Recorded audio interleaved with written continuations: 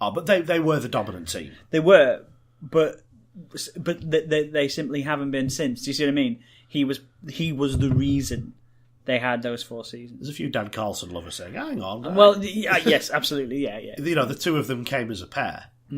But I think a Calder and Calder pair would have just been equally as good. Because the assist numbers, they're better than the scoring numbers. Yeah. So he can do the lot. He's not just the Tendler being on the end of things. He's not just the supplier. He's all things. If this was Calder versus Martin, we'd say Calder, wouldn't we? And therefore, because it's Calder versus Weller, who only just pipped Martin, it's got to be Adam Calder again. Okay, but we have to do what we did for the other games as well and think about it from a defensive point of view. Yeah. I don't think... Weller defensively is stronger than Calder defensively. Yeah. But I'm not sure Weller's... No, Calder's better. He is better, isn't he? Adam Calder's better. He's just better. He is. Adam Calder is through. He has to be. Which leaves us to a final of Calder versus Hoffen. Would you take an entire squad of Hoffens versus an entire team of Calders? Net minding, there's nothing to choose between them. No. So we can dismiss that as a factor. Yeah. We should have had Netminder in here. That would have seen how far they would have gone. Oh, we had plenty of suggestions. We couldn't use them all, unfortunately, because 32 would have been too many, and it would have made the show too long. Yeah. But we may well reprise this at the end of season 2. Yes. With some other suggestions and some other players. Looking at it from the players on the ice, then you only have 2 defensemen, but you have 3 forwards. Mm-hmm. So you're only getting 2 Andrew Hothams compared to 3 Adam Calders. Yeah. Which isn't something we've discussed before when comparing forwards to defensemen. No, it isn't. Andrew Hoffman is a class above in terms of being able just to dominate both ends of the ice, though. Isn't he? Yeah. But who's ever dominated against Adam Calder? I think you're leading Hotham and I'm leading Calder here. I'll tell you why I'm leading Hoffman.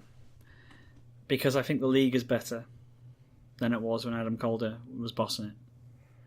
And if we think Hoffman's one of the best in the league recently, he's therefore got to be one of the best in the league ever. And I think 5 of him would just be able to slightly outplay. I can hear them. I can hear Coventry setting a light right now, finding out where I live and doxing me.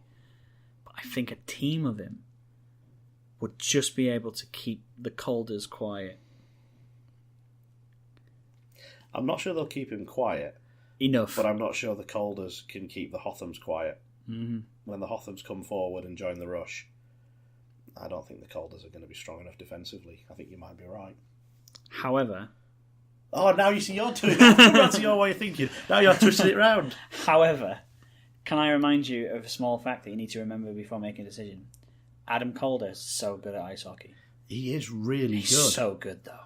Can I just have a look at those goal scoring numbers? Yeah, go have a look at them again. Yeah. Well, we read out the league goal numbers, so let's see how we did in those cup. Yeah, he scored loads in those as well. And the knockout cup as well. Yeah. What about in the postseason? Did he dominate in the playoffs? Yeah, he did as well. He's clutch as well. Yeah, he's absolutely brilliant. Oh man, you forget how good Adam Calder was. Yeah. No, you don't. You always knew how good Adam Calder was. Yeah. Because you always knew he was on the ice, and oh my word, he's there again. Goal number 1 for the Coventry Place. Scored by number 25, Adam Calder. I think he'd score 25. And then goal 12 for the Coventry Place, scored Adam Calder. Yeah. You're not stopping him. No. You can slow him down, maybe. Absolutely. With an elite defenseman that Andrew Hotham is. Yeah. But Hotham was elite at both ends of the ice. Yeah. He's the Elite League's best player. And he was voted that several times. So how can the Elite League's best player not be the Elite League's best player, best team, if there's 5 of him? Are we going for Andrew Hotham? I think a team of Andrew Hothams is probably the best team you can put out there.